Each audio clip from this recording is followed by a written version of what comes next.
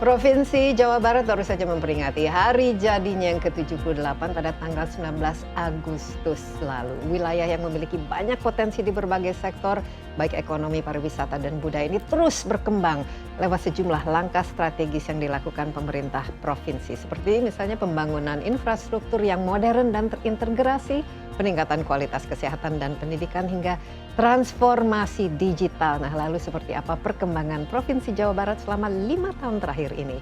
Insight akan membahasnya bersama saya, Desi Anwar.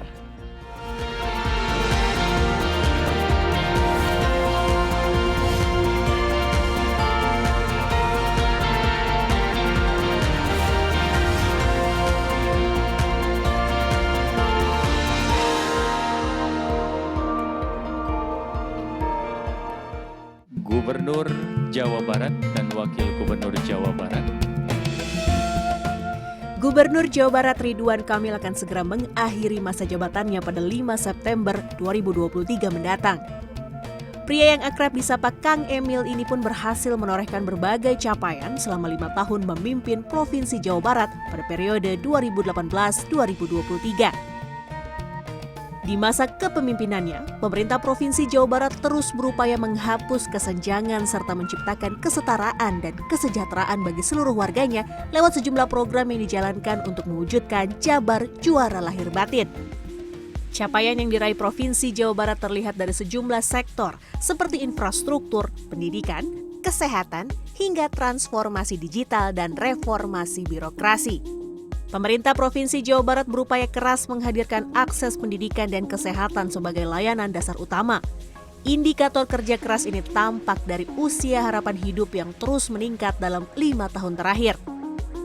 Data BPS mencatat pada 2018, UHH Jabar mencapai 72,66%. Kemudian pada 2022, angka tersebut naik mencapai 73,52%. Pendidikan pun menjadi fokus utama pemerintah Provinsi Jawa Barat dengan mendorong vokasi lewat program SMK Juara. SMK menjadi salah satu konsentrasi dalam kepemimpinan Gubernur Jawa Barat Ridwan Kamil, mengingat angka pengangguran Jawa Barat paling besar disumbang oleh lulusan SMK. Sejumlah program lain seperti bantuan biaya pendidikan tinggi dari APBD pemerintah Provinsi Jawa Barat melalui Dinas Pendidikan juga dilakukan untuk mencetak warga Jabar Juara. 5 tahun memimpin, Kang Emil berhasil memerdekakan 957 desa tertinggal dan sangat tertinggal menjadi nol. Salah satu program Jabar Juara yang mengakselerasi kemajuan desa adalah program Patriot Desa. Patriot Desa berhasil menjadi salah satu program yang menopang peningkatan Indeks Desa Membangun atau IDM di Jawa Barat. Dalam kepemimpinannya, Ridwan Kamil juga memusatkan program transformasi digital hingga ke pedesaan. Provinsi yang indeks kompetitif digitalnya terbaik di Indonesia. Provinsi dengan sebesar 50 juta, blank spotnya juga tinggal 5%. Ya. Ini menunjukkan bahwa semua kehidupan sekarang harus full digital, termasuk industrinya dengan otomasinya, dengan 4.0-nya, harus bersiap dengan revolusi AI dan sebagainya. Ini tuh cepat banget, jadi industri jangan lelet, jangan lambat. Nah, Jawa Barat ingin terdepan karena ada hubungannya. Transformasi digitalnya cepat, maka pertumbuhan ekonominya juga melompat. Upaya membangun ekosistem digital juga terbukti lewat lahirnya Jabar Super Apps, Sapa Warga, sebagai platform yang memberikan kemudahan bagi masyarakat untuk mendapatkan informasi layanan serta menyampaikan aspirasi. Aplikasi ini sukses membantu proses penanganan bantuan sosial COVID-19 hingga perapihan data penerima bantuan korban gempa Cianjur. Satu, kalau kebanyakan apps itu bikin pusing, maka Jawa Barat bikin namanya Jabar Super Apps. Satu aplikasi untuk ratusan urusan-urusan yang ada di Jawa Barat. Kemudian kita punya 80-an anak-anak muda yang keren, yang pintar, cerdas, jago coding. Kita bikin di dapur digital Jawa Barat namanya West Java Digital Service. Setiap problem kita selesaikan dengan inovasi-inovasi digital. Cara itulah yang membuat Jawa Barat juara. Transformasi digital juga menjadi kunci kesuksesan pemerintah Jawa Barat dalam melakukan reformasi birokrasi. Pemda Provinsi Jabar melakukan reformasi birokrasi dengan menerapkan sistem merit dalam manajemen aparatur sipil negara. Selain transformasi digital, Pemerintah Provinsi Jawa Barat juga melihat pembangunan infrastruktur sebagai kunci pertumbuhan ekonomi daerah dalam menciptakan keadilan dan kesetaraan bagi masyarakat serta mengurangi tekanan pada beban lingkungan hidup. Adapun salah satu program unggulan Ridwan Kamil dalam memberikan pelayanan dasar akan kebutuhan infrastruktur di Jawa Barat diantaranya adalah program Jalan Mulus atau kerap disebut JAMU. Meski anggaran sempat terganggu akibat penanganan COVID-19, setiap tahunnya program ini memastikan kondisi jalan dan jembatan di Jabar tetap prima. Upaya pemerataan dan pertumbuhan ekonomi yang didorong di era Ridwan Kamil ini membuahkan lebih dari 165.000 penduduk miskin di Jawa Barat pada periode Maret 2023 berhasil keluar dari garis kemiskinan. Selama 5 tahun kepemimpinan Gubernur Jawa Barat, Ridwan Kamil, seluruh kekuatan serta keunggulan yang dimiliki Jawa Barat dikolaborasikan menjadi daya untuk kemudian melahirkan beragam upaya dan inovasi guna menjadikan program Jabar Juara nyata dan terasa. Pemerintah Provinsi Jawa Barat terus berupaya menghapus kesenjangan dan menciptakan kesetaraan dan kesejahteraan bagi seluruh warganya. Puluhan program dan ratusan subprogram dijalankan untuk mewujudkan Jawa Barat juara lahir batin. Nah, seluruh kekuatan serta keunggulan Jawa Barat dikolaborasikan menjadi daya untuk melahirkan beragam upaya dan inovasi guna menjadikan program Jabar Juara nyata dan terasa. Lalu seperti apa ringkasan kinerja pemerintah Provinsi Jawa Barat di bawah kepemimpinan Gubernur Ridwan Kamil ini yang sudah ada bersama saya di studio? Kita akan lihat. Kang Emil, apa kabar? Baik, Mbak Desi Anwar. Selamat datang di Senang studio sekali saya. bertemu lagi. Iya, dan saya sebenarnya kita sudah berkenalan cukup lama mengikuti karirnya Kang Emil sejak menjadi wali kota dan tidak terasa 5 tahun waktu sudah lewat dan tentu saja banyak sekali yang telah dilaksanakan. Emil, Provinsi Jawa Barat seperti kita ketahui paling padat populasinya sekarang hampir 50 juta dengan kalau tidak salah 18 kabupaten, 9 kota. Pencoblosnya naik 2,5 juta. Wah, ini merupakan suatu provinsi yang penuh dengan kompleksitas tapi juga memiliki potensi yang cukup besar ya dan penyumbang dari segi ekonominya yang lumayan tinggi. Nah, Kang Emil ketika menjadi gubernur punya banyak cita-cita. SDG goals-nya katanya harus dipenuhi waktu itu, mengurangi kemiskinan dan juga meningkatkan kesejahteraan. Dari selama 5 tahun ini prioritas apa dan kira-kira mana program-program yang begitu banyak yang dirasakan paling berhasil, paling kena dan paling memberikan pengaruh pada masyarakat? Ya, jadi pembangunan itu kan multidimensi, sehingga kalau dibahas tuh pasti banyak aspeknya. Selama 5 tahun tidak terasa, saya dilantik 2018, akan mengakhiri di 5 September 2023. Tidak lama lagi. Tidak lama lagi, alhamdulillah. Dan ada COVID juga waktu itu. Nah, memori terbesar kita adalah ujian COVID secara kesehatan dan juga secara ekonomi. Tapi pencapaian kami, alhamdulillah, kami menerima 549 penghargaan. 549, ya, baik domestik maupun dan luar internasional. negeri. Artinya ada 549 perubahan, ada 549 story before after. Jadi banyak sekali. Iya, mungkin nggak cukup ini untuk kalau saya terangkan satu orang semenit bisa 9 jam. Jadi kalau ditanya mana pencapaian, saya harus memilah dari perubahan itu. Tapi yang paling utama kan tujuan dari negara ini dibangun kan adil makmur. Ya. Kita fokus pada kemakmuran lah ya.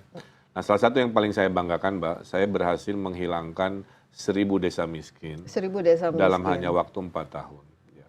Melalui program-program namanya Gerbang Desa, Gerakan Membangun Desa, kita menggunakan transformasi digital. Kita lahirkan konsep desa digital. Artinya di desa sekarang udah setara kota, koneksinya sudah lancar, e-commerce-nya sudah populer kan, kemudian HP dipakai sebagai alat produksi, bukan lagi alat komunikasi, nyiram tanaman, pijit HP, dan menyiram tumbuhan, ngasih makan ikan, bertani dan sebagainya. Sudah ada aplikasinya Nah, semuanya. jadi 1000 desa miskin naik kelas. Naik kelas. Kemudian kita juga penurunan kemiskinannya terbesar di Pulau Jawa. Setahun terakhir 182.000 warga miskin naik status, tidak miskin lagi kan. Jadi per minggu kita hilang warga miskin 3.500 naik kelas.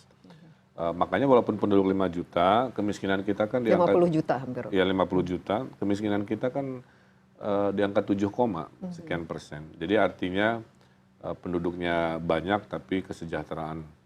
Kemudian di angka ini ekonominya Jawa Barat alhamdulillah tertinggi sepulau Jawa kan, melebihi rata-rata nasional baik tahun lalu maupun semester Tahun lalu ini. kalau tidak salah 5,45% ya. Betul.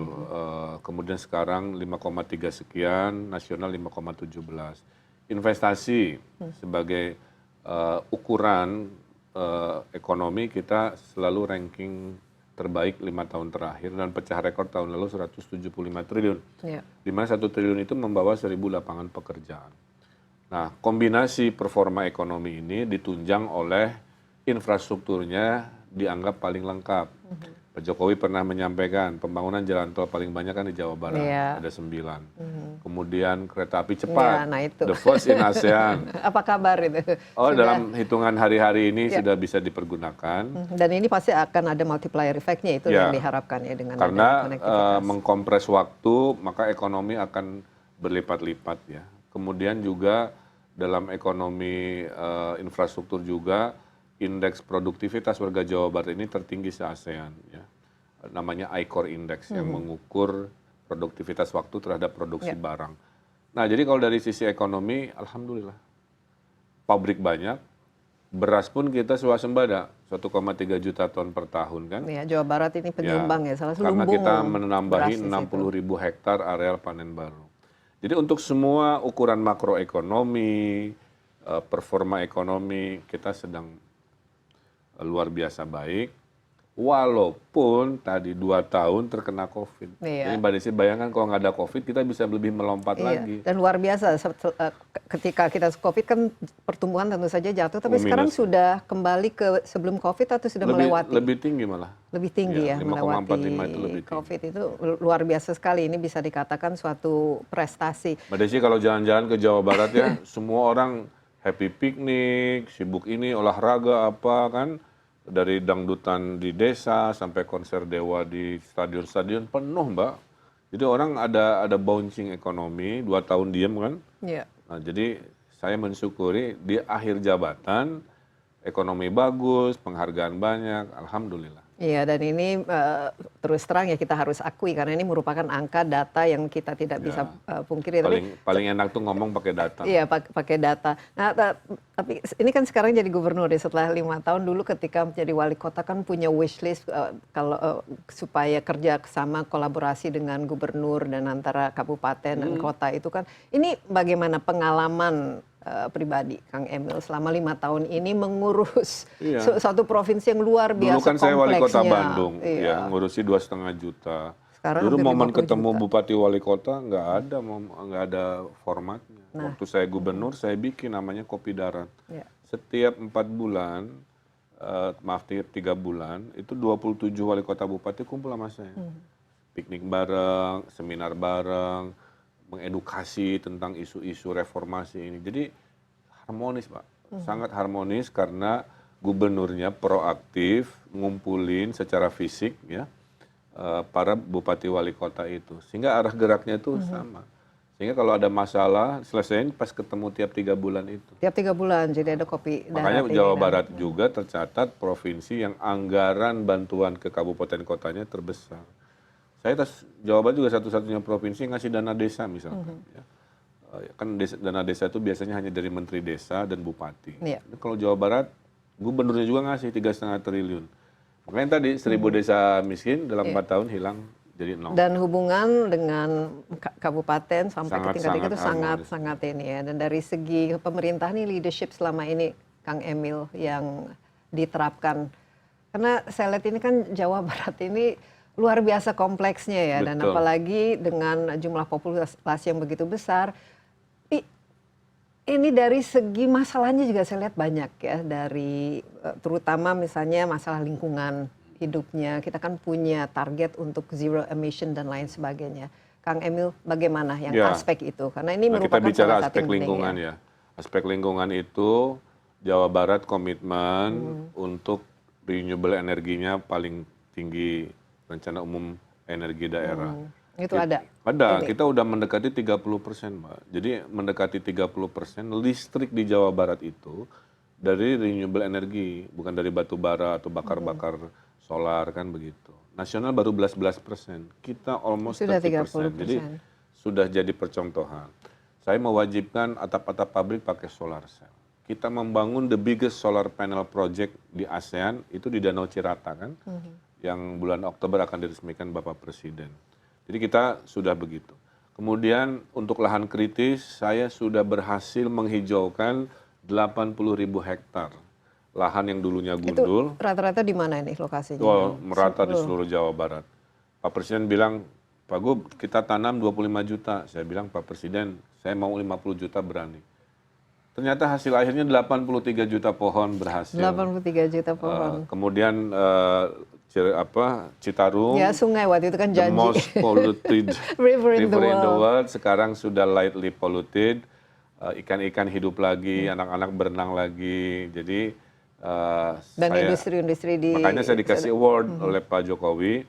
549 award totalnya, ini salah satunya dari Pak Jokowi ya. Untuk mempresentasikan kemajuan Citarum di COP26 waktu di Glasgow kepada PBB. Kesimpulannya satu, ternyata krisis lingkungan itu bisa cepat kalau kolaborasi. Nah, itu dia yang penting kolaborasi dan juga satu TNI visi. ikutan, polisi ikutan. Kita sudah ke pengadilan 50-an kasus, Mbak. Industri-industri yang mengotori sungai, kita tuntut sampai pengadilan. Setegas itu kita nggak hanya himbauan-himbauan edukasi ya, tapi penegakan hukum juga kita lakukan. Oke, kita break sebentar, Kang Emil. Kita sudah tahu ya apa saja achieve-nya, paling tidak highlights dari prestasinya, tapi how-nya, bagaimana dan apa yang dilakukan mungkin perlu lebih detail lagi. Tetaplah bersama kami, Insight with Desi Anwar akan segera kembali.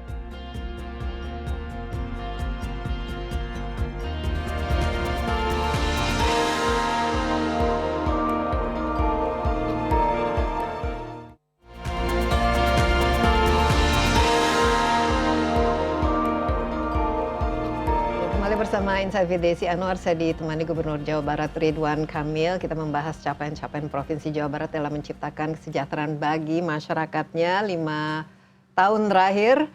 Sebentar lagi akan selesai menjabat, persisnya tanggal berapa? 5 September. Jadi sebenarnya setelah itu saya mau keliling dunia dulu. Setelah itu mau relax dulu. Tapi Kang Emil, visi Jabar juara lahir batin maksudnya apa? Itu juara itu to be Center of Excellence, Mbak. So 549 membuktikan kata itu. Iya. Lahir batin, so I build infrastructure tapi juga SDM, spiritualitas gitu kan kita urus. Jadi ada 9 jalan tol, ada kereta api cepat, ada tadi solar panel project. Tadi juga ada pembangunan 28 alun-alun, belasan penataan situ atau waduk kita lakukan ya, pariwisata. Tapi urusan spiritualitas, kita membangun satu desa satu penghafal Quran, kita membangun Masjid Al-Jabar terbesar di Indonesia, kita ada program keumatan, satu pesantren satu produk, ya. 5.018 pesantren dalam 5 tahun sekarang punya bisnis. Yang dulunya selalu minta proposal buat kegiatan, sekarang mereka sudah mandiri. Bisa lebih mandiri. Ada yang punya pabrik sabun, pabrik roti, macam-macam lah. Jadi dan ini sudah terdata, tersertifikasi dan tertata lah semua pesantren. Terbaik saya kirim ke luar negeri pameran di Turki misalkan. Ya. Kita sekarang ke how-nya, bagaimana? Tadi disebutkan bahwa ya kita pertumbuhan kan memang meningkat ya. Sumber-sumber pertumbuhan sehingga mencapai 5,45% pada tahun lalu dan mungkin 5,3 sekian persen tahun ini. Ini mayoritas dari mana asalnya pertumbuhan? Pertama, investasi kan kita tertinggi. Investasi rata-rata dari mana, baik domestik maupun dari luar negeri? Saya bahagianya Mbak, dari 175 triliun, sekarang udah almost 50-50 Mbak. Jadi the power purchasing investment dari lokal dengan internasional udah hampir sama. Jadi jangan underestimate, maaf ya, jangan mengidentikan seolah-olah investasi selalu luar negeri ya. Kita yang lokal aja tuh banyak, investasi di properti, investasi di pariwisata, di macam-macam. Kalau internasional tertinggi itu dari Tiongkok, kemudian Singapura, kemudian Jepang. Dan itu lebih apa ke infrastruktur ya mereka? Mayoritas ke manufacturing. Yang terpenting Jawa Barat itu sebenarnya ekonominya itu UMKM. 97% lapangan pekerjaan di Jawa Barat itu datang dari UMKM. Jadi UMKM maybe small ya, tapi dia provide lapangan pekerjaan mayoritas di Jawa Barat. Jadi saya sebenarnya bangga, inilah yang kita sebut ekonomi Pancasila. Iya. Mayoritasnya bukan konglomerasi, Mbak. Jadi Mayoritas ekonomi itu justru kelas menengah, ekonomi tengah, dan ekonomi kecil, yang kelas rumahan apa. dan justru bisa lebih memperkuat ya dari Dan anti krisis, struktur. karena Iya. kita berdagang dengan diri sendiri. Dengan rupiah, jadi tidak Betul. akan terlalu. Oke, dari segi pedesaan ini kan biasanya sumber kemiskinan. Tadi sudah disebut ada 1.000 desa yang naik kelas lah. How desanya itu diapain, Kang Emil, dan bagaimana caranya sehingga iya. ini di luar Pertama dana dari- desa iya. misalnya atau Ya, pertama anggaran. ya. Kan satu-satunya provinsi yang ngasih anggaran, yang lain kan hanya bupati. Jadi Jawa Barat itu 3 pintunya. Pintu dari Menteri Desa, pintu dari Bupati, pintu dari Gubernur. 3,5 triliun. Kemudian yang kedua, revolusi digital. Semua sekarang bercocok tanam, berkomunikasi, jualan, udah seperti di kota menggunakan e-commerce. Saya lahirkan namanya petani milenial. Nah itu dia. Anak-anak muda Masih jalan sampai sekarang. masih, yang daftar banyak sekali. Saya sudah wisuda hampir 6.000 petani milenial. Yang di wisuda itu syaratnya satu, their income harus setara income kota. Kalau income-nya masih income desa, belum saya wisuda, saya suruh kerja setahun lagi. Karena kuncinya adalah untuk membuktikan bahwa desa also is a future. Desa itu masa depan. Asal Anda connect ke teknologi, cara produksinya dengan teknologi, maka income Anda bisa setara Bandung, setara Jakarta atau Surabaya. Maka slogannya tinggal di desa, rezeki kota, bisnis mendunia. Jadi saya punya bukti 6.000-an anak muda Sudah sekarang wisuda. sukses jadi petani dengan usia milenial mereka. Dan ini sustainable ya, mereka memang akan terus-menerus saja di petani, bukan hanya Karena program sesaat. pasca COVID membuktikan 3 ekonomi yang bertahan saat COVID adalah kesehatan, Ya. pangan, dan ya. digital melompat luar biasa. Iya, kalau dari kesehatan itu sendiri bagaimana sekarang ini? Ini kan sebagai akses untuk masyarakat ya. Apa yang setelah COVID ini kalau apa kesehatan pelajaran? fokus kita ke stunting sekarang. Pasca COVID kan stunting. Karena kita tahu dalam 20 tahun Indonesia akan menjadi negara superpower nomor 4. Syaratnya 70% si anak muda nanti itu jangan ada yang jadi beban negara. Iya. They have to be the mesin negara, kira-kira begitu. Nah, stunting Jawa Barat penanganan terbaik di Pulau Jawa. Kita turun 4,5% lebih. Jadi kasus stunting masih ada di Jawa Masih, Barat? semua masih ada di Indonesia. Tapi dengan penurunan kita 4% lebih, saya hanya butuh 4-5 tahun lagi zero new stunting. Nah, kalau itu berhasil kesehatan, kita OTW lah ya, menuju negara superpower. Tapi COVID juga mengajarkan ternyata infrastruktur rumah sakit kita ini sedikit, puskesmas kita sedikit. Maka sekarang saya lagi banyak bangun rumah sakit untuk Khususnya di mencapai mana? rasio. Di seluruh daerah. Jadi jangan semua ke Bandung, jangan semua ke Bekasi atau ibu kota. Jadi sekarang kita bangun dengan namanya public-private partnership. Jadi uangnya bukan dari pemerintah, uangnya dari swasta, tapi kita investor. kasih target. Jadi kesehatan membaik, alhamdulillah, stunting juga terbaik. Nanti diharapkan, makanya usia harapan hidupnya juga naik. Iya, nah, Kang Emil, ini kan penciptaan lapangan kerja tadi yang paling penting lah istilahnya, karena dengan pertumbuhan yang kalau ingin pertumbuhannya lebih tinggi, tentu saja lapangan kerja yang diciptakan kan semakin banyak. Ini Betul. ada 182.000 tadi yang keluarlah dari kemiskinan angka dalam setahun. kemiskinan itu. Cara strategi apa? Ada 3. yang- Jadi mengurangi kemiskinan itu selalu 3. Yang super ekstrim miskin kita kasih subsidi. Ya, BLT Karena langsung. BLT, karena mereka nggak bisa hidup tanpa uang negara kan. Nah, sambil tahap 2 yaitu melatih skill supaya tangan di bawah mereka minimal bisa kerja dengan skillnya. Ya. Yang ketiga entrepreneurship.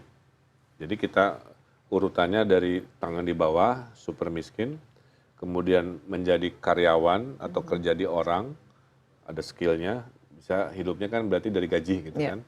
Nah yang ketiganya adalah entrepreneurship.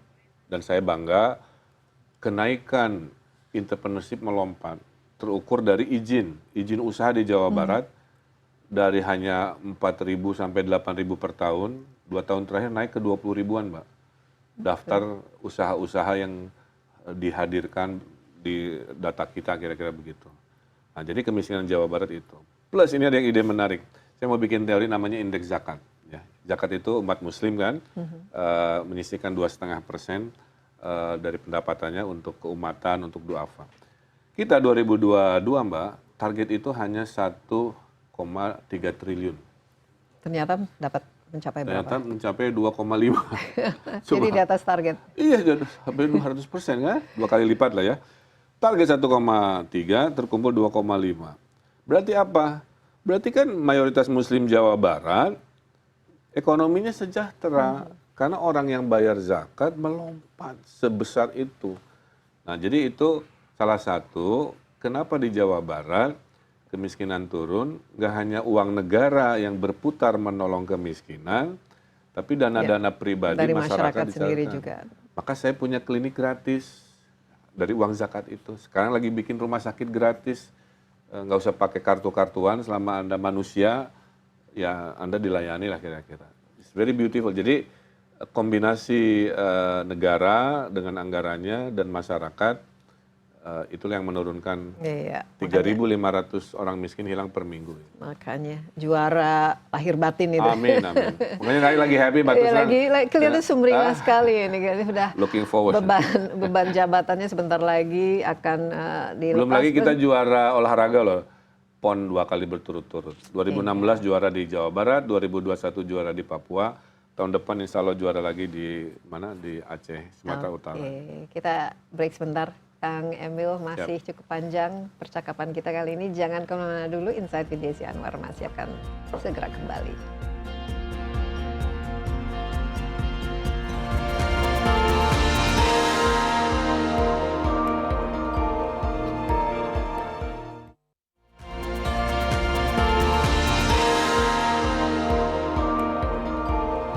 Kembali bersama Insight with Desi Anwar. Di studio saya ditemani Gubernur Jawa Barat Ridwan Kamil. Kang Emil sudah 5 tahun menjabat, sebentar lagi akan turun tahta katanya. Jadi mau kemana? Jalan-jalan dulu, Ya, istirahat dulu, dan merasa bahwa kerja yang selama ini dilakukan Karena itu 10 berbuah tahun kan hasil. nggak ada libur Mbak. Jadi momennya hanya jeda sekarang setelah tanggal 5. Iya, Tapi apapun itu harus dinikmati lah, disyukuri. iya, dan pemilihan gubernur berikutnya masih lama, masih setahun lama, lagi, masih bulan satu. November tahun depan.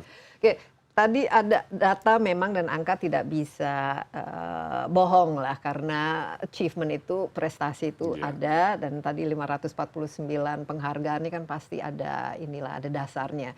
Yang saya ingin mungkin lebih fokus, karena ini merupakan kunci dari pertumbuhan ekonomi di Jawa Barat juga, tapi juga ini dalam menciptakan lapangan kerja, tapi juga meningkatkan kualitas SDM ini UMKM ya. Tadi 97% katanya UMKM. Nah UMKM itu kan, UMKM kan banyak sekali kan level. Ada yang ya mungkin jualan kaki lima, atau tapi ada juga yang startup dan lain sebagainya. Ini coba ada gambaran profil dari UMKM jadi itu. 97% itu mungkin bisnis-bisnis yang di bawah 1 miliar lah. Jadi benar-benar mikro menengah, ya. menengah dan kecil, kira-kira begitu. Kemudian salah satu strategi kita adalah going digital, karena sekarang pasca COVID kan semua usaha dipaksa Mbak untuk paham online, jualan secara online. Ada yang konvensional jualan pakai medsos kan, ada yang canggih jualannya ke e-commerce gitu. Nah, salah satu yang kita lakukan adalah untuk UMKM kita nginstall koneksi ke e-commerce di setiap desa. Kita bikin program namanya Talisa, jadi Pusat Digital Desa. Talisa. Ya, kebetulan kerjasama sama Tokopedia, sama Shopee, kita ada 5.300 laptop, kita kasih ke 5.300 desa. Itu kasih maksudnya kerjasama dengan kerjasama dengan mereka. Sehingga warga desa dilatih jualan tidak hanya door to door di desanya, tapi jualan se-Indonesia. Ada satu sabun misalkan, mereknya Mencerang, sabun suci. Dia 5 juta sebelumnya door to door per bulan. Sekarang 100 juta, Mbak. Hanya gara-gara mengubah teknik berdagangnya ke e-commerce. Kalikan semua bisnis, that's how powerful kan, satu itu. Kedua, kita bikin kampus ekspor, bahwa UMKM itu kamu jangan jualan lokal di sepanjang saja, mata ya. memandang aja, kamu juga bisa ngekspor loh. Jangan membayangkan ekspor tuh gede-gede gitu ya, industri besar. Sekarang UMKM bisa ekspor dengan e-commerce. Itu kita bikin kampusnya, namanya kampus ekspor UMKM. Kemudian, nah ini ada OPOP, ya. OPOP Ya, itu one pesantren, one product. Kita kasih modal, ada yang 50 juta, ada yang 200 juta, kita bimbing, kita latih, kita kasih skalanya. Dan hasilnya kelihatan? Dan hasilnya 5.018 new business were born gitu ya dalam proses ini. Nah itu adalah contoh dukungan. Dan inilah yang kita sebut ekonomi Pancasila. Kalau ekonomi kapitalis kan ada satu kata namanya kompetisi. Ya. Kalau ekonomi Pancasila ada kompetisi, ada kooperasi yang melahirkan keadilan. Nah jadi dan di sini akses untuk terhadap modal dan lain sebagainya juga. Makanya dunia boleh krisis, kita enggak, karena mayoritas ekonomi kita bukan skala korporasi, skala UMKM. Iya, tapi kita kan juga mau mereka naik kelas kan. Dan pelan-pelan naik kelas tadi dibimbing oleh kita sesuai dengan skala. Bahkan saya punya program untuk UMKM itu, selain kredit kur ya, ini tanpa bunga, tanpa agunan. Asal berlima, ini super mikro nih Mbak, berbasis rumah ibadah, bisa daftarnya di masjid, di gereja, untuk Kristiani dan lain-lain. Nah, jadi kita penetrasi semua elemen itu ke sana. Termasuk di UMKM kita latih menggunakan kris untuk bayarnya itu digital. Jadi kalau ke pasar-pasar di Jawa Barat udah mulai terlatih, orang nggak pakai cash lagi. Iya, dan sekarang jual belinya udah dan pakai HP aja. Demografinya kan sekarang masih kebanyakan anak-anak muda kan, makanya petani milenial dan lain sebagainya. Mereka biasanya tidak gaptek lah, sudah biasa dengan gadget dan lain sebagainya. Kan indeks kompetitif digital Jabar itu kedua setelah Jakarta. Tapi untuk dibandingkan provinsi yang banyak desanya, kita nomor satu kan. Kalau Jakarta kan kota semua. Nah, jadi blank spot kita itu dikit Mbak. Kemanapun Mbak pergi, ke gunung kemana, relatif ada koneksi. Nah, koneksi itu dasar awal kita berekonomi digital. Kemudian dilatih. Nah, saya bilang tadi, HP di UMKM bukan lagi alat komunikasi, tapi alat produksi kan. Ngasih makan ikan lele, pijit HP. Ngasih nyiram tanaman, pijit HP. Drone terbang, pupuk cair, pakai HP. That's the new way yang kita lahirkan selama 5 tahun. Tapi ini rata di antara semua 18 kabupaten dan 9 kota ini, atau ada yang mungkin laju pertumbuhannya dan kreativitasnya jauh di zaman dibanding yang lain? Saya kasih award level provinsi. Jadi penghargaan itu tidak hanya di level kementerian, tapi gubernur sekarang saya bikin tradisi. Jadi Anda terbaik level provinsi, Anda terburuk level provinsi, terus dibimbing. Itu ada indeksnya? Ada. Mana-mana saja yang... Nah terus kita kasih namanya hibah kompetitif Mbak. Oke. Jadi Anda harus berprestasi dulu kalau minta duit gubernur gitu. Jadi kita nggak ngasih-ngasih gitu, terus hilang, nggak ada KPI-nya, nggak bisa. Jadi semangat di Jawa Barat, ya. Siapa yang Anda harus berprestasi, harus meyakinkan, baru saya kasih uang. Nah ini berhasil, stick and carrot lah ya. Ditambah 3 bulan sekali kita ketemu kan. Nah itulah kunci komunikasi yang baik, strategi yang terukur kan begitu ya. Hasilnya walaupun kami the biggest population 50 juta, tapi kemiskinan kan 7%-an tadi dibanding provinsi yang besar lainnya. Kemudian UMKM-nya juga tadi mengcover pekerjaan hampir 97%. Tapi yang paling shining di 5 tahun terakhir ini kabupaten mana, Kang Emil, atau kota atau mana yang sering mendapatkan award yang kalau dikasih? Paling banyak Kota Bogor, Pak Bima Arya saya kira baik kerjanya. Luar biasa. Siapa lagi yang best kemudian practices? Sumedang, Sumedang itu di bawah Bupati Padoni juga transformatif, luar biasa. Kemudian di Karawang, Ibu Selika juga bagus. Pangandaran, booming sekarang. Setelah kita dukung juga, penganggurannya terkecil se-Jawa Barat, gitu kan banyak. Ya, dan ini kalau dari segi SDM-nya, ini kan kita kenal ya, Jawa Barat banyak inilah orang-orang pinternya, orang kreatifnya, pendidikannya juga bagus, banyak universitas dan lain sebagainya. Apa dari segi pendidikan yang selama 5 tahun ini justru lebih meningkat, Kang Emil? Ya di zaman saya memberi hampir gratis uang sekolah lah ya, yang sebelumnya tidak dilakukan. Jadi kita tiap tahun 1,7 triliun digelontorkan supaya uang sekolah bisa digratiskan. Walaupun belum bisa mengcover semua, itu satu. Yeah. Kedua, SMK, sekarang saya ubah Mbak, SMK itu kurikulumnya, kurikulum industri. Jadi nanti sudah ada SMK Microsoft, SMK Shopee. Berdasarkan brand aja. Saya ajak brand-brand itu untuk mengubah apa sih yang ada di industri, sok ajarin aja lah di sekolah kami. Kan SMK tujuannya untuk lapangan pekerjaan kan. Nah, jadi kami lakukan itu untuk SDM kita. Kemudian juga kita ada beasiswa, tidak hanya dari LPDP, tidak hanya dari nasional, level gubernur juga ngasih beasiswa ke anak-anak sekolah sampai S3.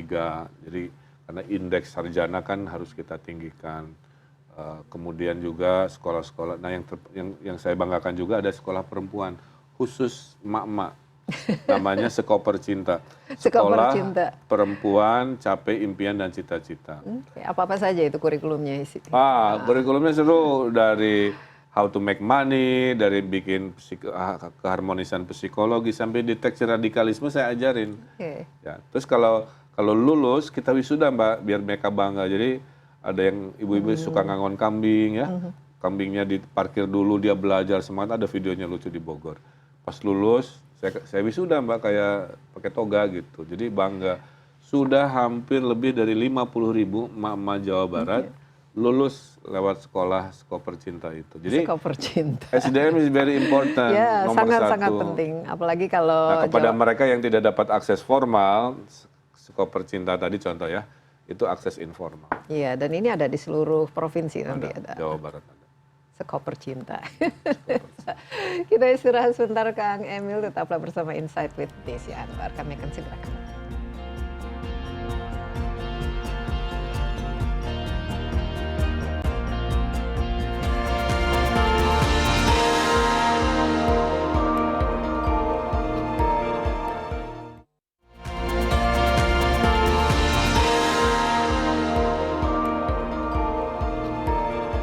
Kembali bersama Insight with Desi Anwar, saya masih ditemani Gubernur Jawa Barat Ridwan Kamil. Kang Emil, tadi selama 3 segmen kita bicara yang bagus-bagus saja. Kelihatannya Kang Emil juga begitu bahagia. Ini sehat ya? Maksudnya ternyata kuncinya adalah nggak ada stres sama sekali ya? Ada banyak Mbak. Saya ujian COVID, ditinggal anak, meninggal dunia. Banyak lah Mbak. Cuman nggak saya tampilkan. Jadi ternyata kunci terberat pemimpin itu di mentalitas. Jadi semua kesedihan, semua keraguan nggak perlu diperlihatkan ke publik. Yang muncul ke publik wajah sumringah, wajah optimis. Tapi kan saya manusia juga. Iya, tapi cara-cara melepas stres, melepas ini satu, banyak ketemu tragedi kan. Ketemu keluarga, energinya. Kedua, saya hobinya motoran. Keliling kampung-kampung ke gunung, itu menyenangkan sekali. Tapi nggak merusak taman orang kan? Enggak, itu mah trail. Ini mah ke jalan-jalan normal aja. Oke. Kang Emil tadi memang sudah bagus-bagus angkanya dan ya 549 inilah awards atau penghargaan. Sekarang yang mungkin yang masih harus, yang kurang. Kita mulai mungkin dari aspek sosialnya mungkin bagaimana tadi disebut untuk radikalisasi dari segi keharmonisan, keragaman, toleransi, apa yang jadi diperbaiki? Tantangan gini, saya kan lakukan survei ya tentang indeks toleransi kita. Hasilnya bagus. Ada peningkatan? Ada dan bagus. Cuman kan di era medsos sekarang viral negatif itu kan gampang. Dan isu misalkan radikalisme atau intoleransi itu kadang-kadang memang masih ada terjadi, tapi di level RT gitu Mbak. Bukan di level kebijakan, bukan di level skala besar. Nah jadi kita harus terus meningkatkan itu. Kemudian yang kedua dari sisi sosial itu, menurut saya tingginya berita hoax ya, yang hadir di era digital ini. Dan akan semakin lagi ini kalau jadi tantangan saya lagi mikir kenapa.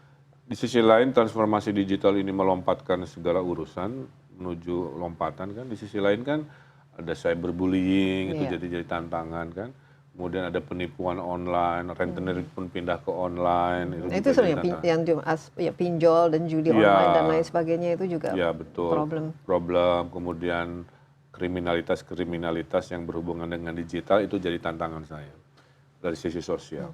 Kalau dari sisi infrastruktur yang saya harus push itu adalah transportasi publik di perkotaan.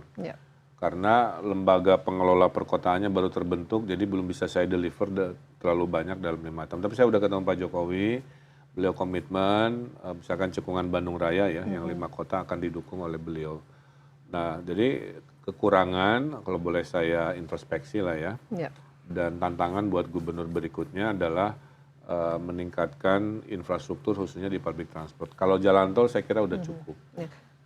Tapi kalau public transportasi kami masih Kalau ke arah EV kan nanti kan targetnya kan harus ada ini ya EV, electric vehicle, elektrifikasi, arah ke sana. Itu sudah dilakukan. Saya ini public figure pertama, gubernur pertama yang udah pakai EV udah 3 tahun lebih, Mbak. Oke. Ya, masih EV yang jadul aja, yang lama. Baru ada kebijakan 2 tahun kemudian Pak Presiden kan mengarahkan pejabat pakai EV. Kebetulan industri otomotif kan ngumpulnya di Jawa Barat. Iya. Maka industri EV juga di Jawa Barat, baterainya di Jawa Barat. Tapi EV saja tidak cukup. Saya punya konsep bagaimana hidup ini lebih berkualitas. Maka provinsi pertama yang mengeluarkan kebijakan work from home permanen itu adalah Jawa Barat. Udah 4 bulan loh, Mbak. Jadi kepada PNS, ASN yang tidak ada interaksi dengan publik, saya berikan award untuk kerja di rumah. Yeah. Ada 3-2, 3 di rumah, 2 di kantor, ada 4-1, 4 di rumah, 1 di kantor untuk PNS yang kinerjanya baik. Apa yang terjadi? Stres berkurang karena tidak ada commuting. Work-life balance.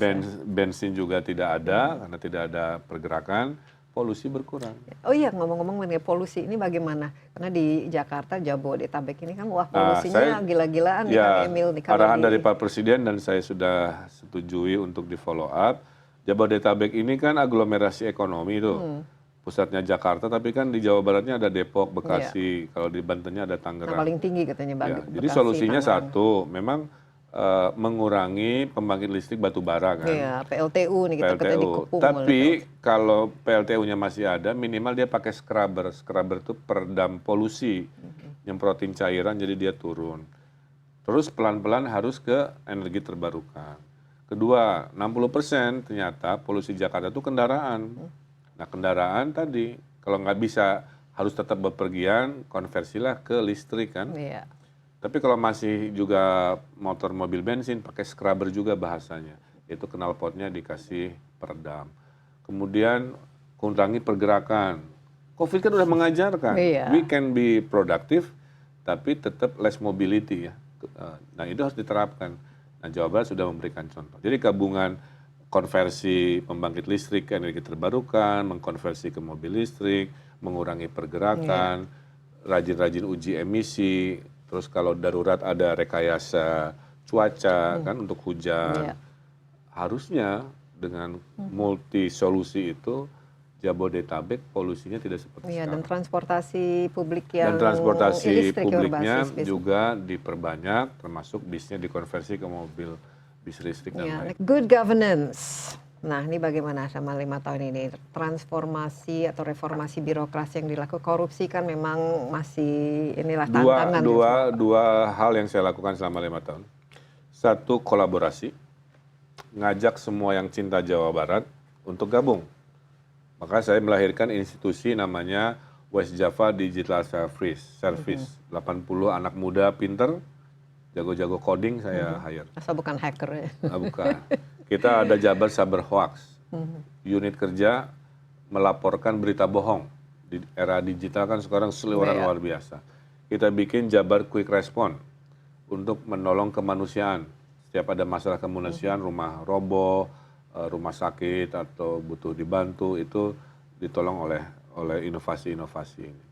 Saya berantas korupsi juga dengan digital. Semua transparan. Di government, di masing-masing kabupaten sudah. Karena di Jawa Barat, PNS-nya bisa dievaluasi 360 derajat oleh atasan, oleh kolega, dan oleh bawahan.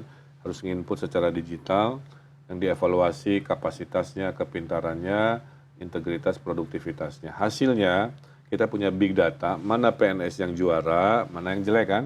Sehingga saya sebagai gubernur, kalau ada rotasi mutasi, tinggal bilang, hey Siri atau hey Google, kasih saya 3 kandidat terbaik untuk kepala dinas pendidikan. Dia keluar, secara AI yang muncul.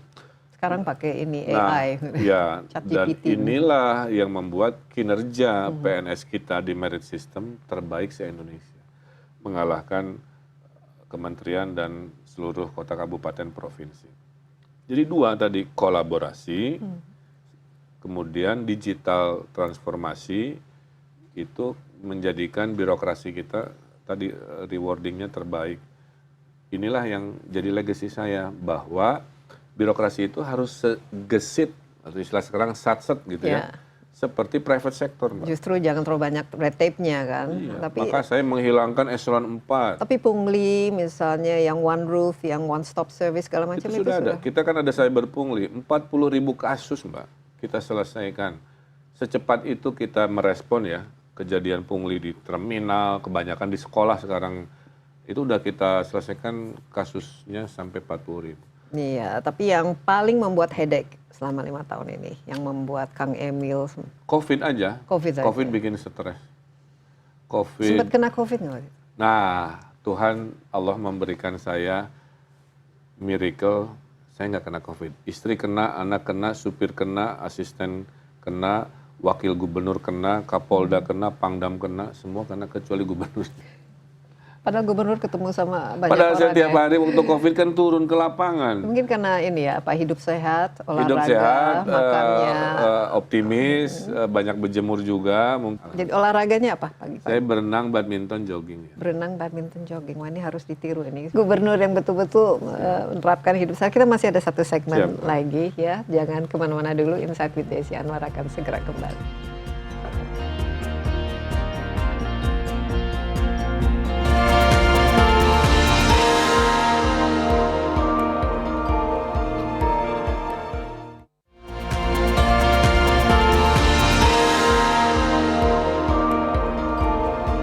Kembali bersama Insight with Desi Anwar.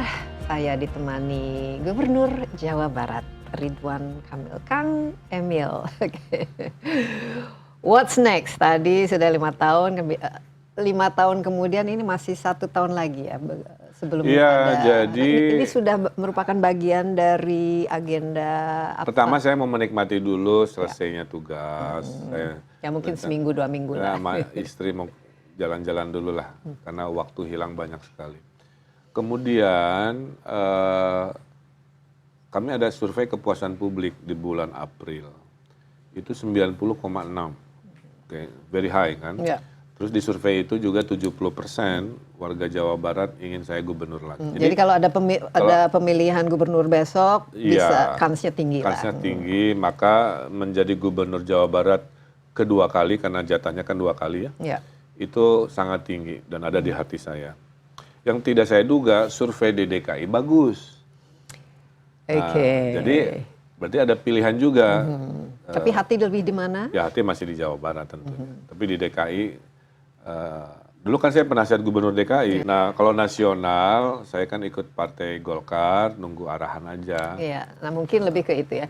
Kita kan, pemilihan gubernur masih jauh, tapi yang jelas di depan mata adalah pemilu. Ya, kita karena sudah tanggal masuk 15 Oktober harus ada registrasi presiden. Iya, nah mungkin pandangan Kang Emil, ini kan kalau politik ya di Indonesia ini politiknya ajaib sekali. Saya mengikuti sejak saya mulai karir saya ini paling ajaib di dunia ya, orang yang dulu lawan sekarang jadi kawan, yang ini pokoknya the permanent interest ya, there is no permanent enemies. Bagaimana pandangan Kang Emil khususnya sekarang katanya sudah pakai baju kuning. Nah. Pertama saya ingin masyarakat melihat politik itu mulia, politik itu suci, karena itu adalah sistem yang akan mempengaruhi masa depan kita kan. Jadi jangan dijauhi. Walaupun politik praktisnya seringkali lebih banyak bad news yang tertampilkan. Satu, jadi kita harus melek politik. Yang kedua, saya ingin semua orang itu damai menghadapi pemilu tahun depan. Jangan ada lagi istilah binatang ya, cebong kampret kadrun. Cuman agak susah nih dengan adanya sosmed. Iya, ini tantangan, makanya saya himbau kita lihat pemilu sebagai pesta budaya yang geriang, yang gembira. Karena semua yang akan terpilih sebagai presiden, wakil presiden kan sudah ada garis tangan lah ibaratnya ya. Ya udah kampanye solusi aja, gitu, jangan kampanye keburukan.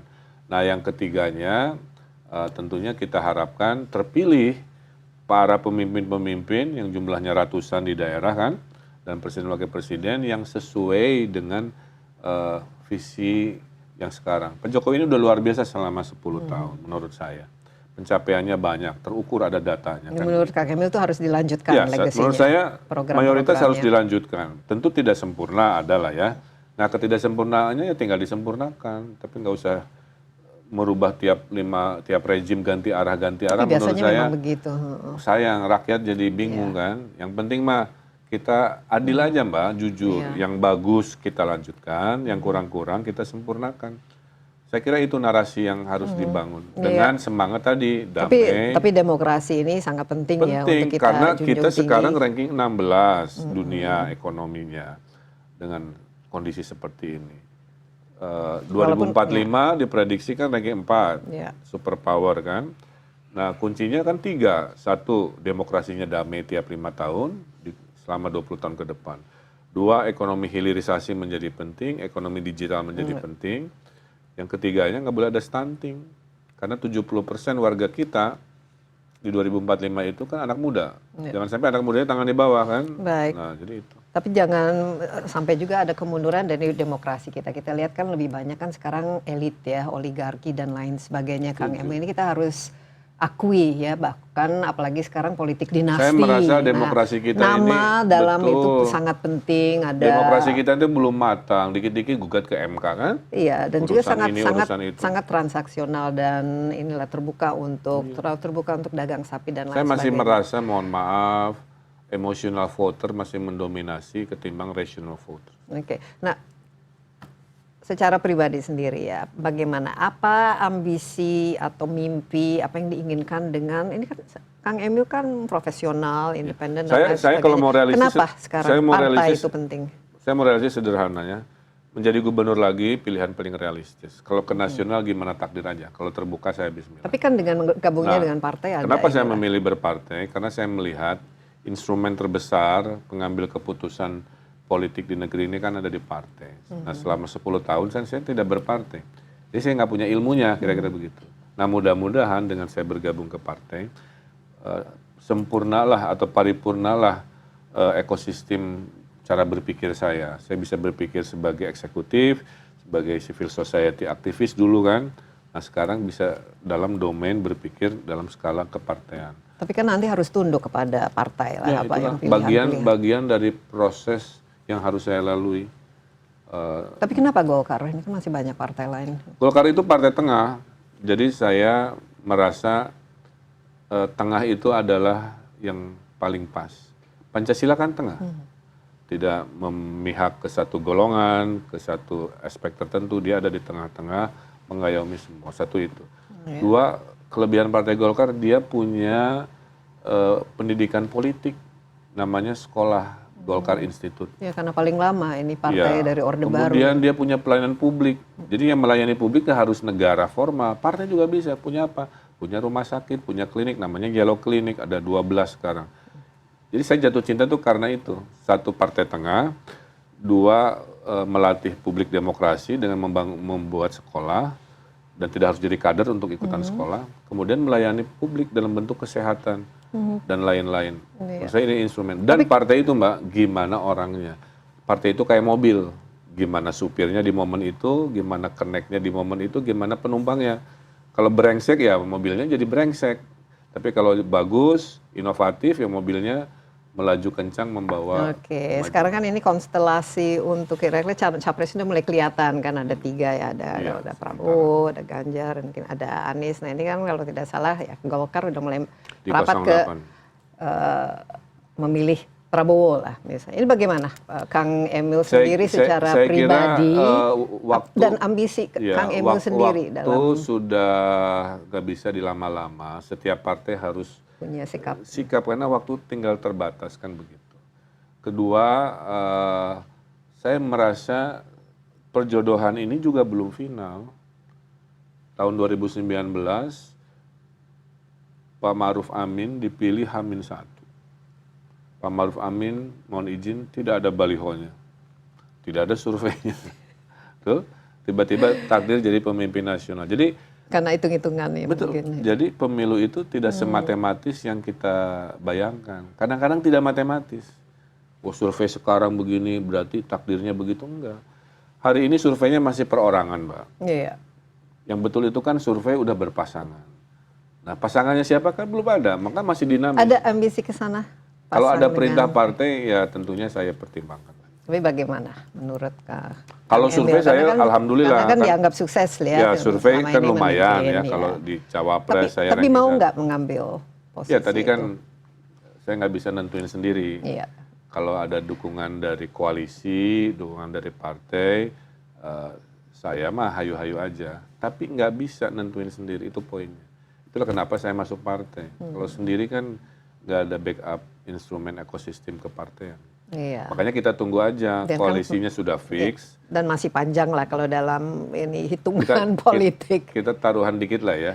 Feeling saya ini last minute decision semuanya. Menjelang akhir pendaftaran baru ketahuan capres-cawapres. Iya, Nggak bisa- biasanya. Karena nggak kalau bisa sekarang ada jauh-jauh hari. hitung-hitungan kertas kira-kira siapa dan mungkin siapa tahu nanti ada Banyak dinamika, ada. belokan-belokan.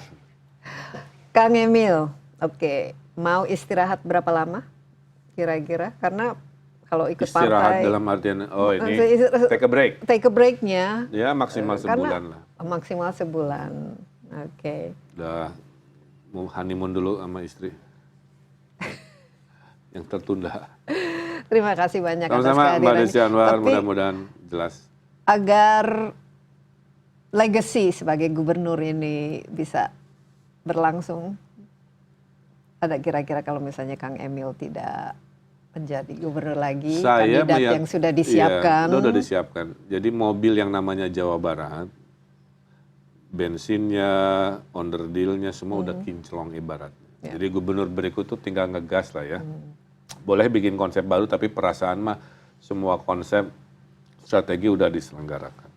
Nah, kedua, karena sistem birokrasi saya sudah tadi terbaik, jadi nanti gubernur baru mau siapapun dia tunjuk, cari aja dari hasil seleksi digital itu. Maka mesin mobil Jawa Barat ini tetap akan melaju. Nggak harus mulai dari awal lagi, nggak harus bikin lagi. Kang Emil sekali lagi, saya. Makasih terima kasih, selamat ya taking a break, semoga menambah energi lagi nanti. Ya. Iya, demikian Insight with Desi Anwar kali ini. Jangan lupa Anda juga dapat menyaksikan acara ini di cnnindonesia.com dan di YouTube CNN Indonesia Insight with Desi Anwar. Sampai jumpa, stay safe. Bye-bye.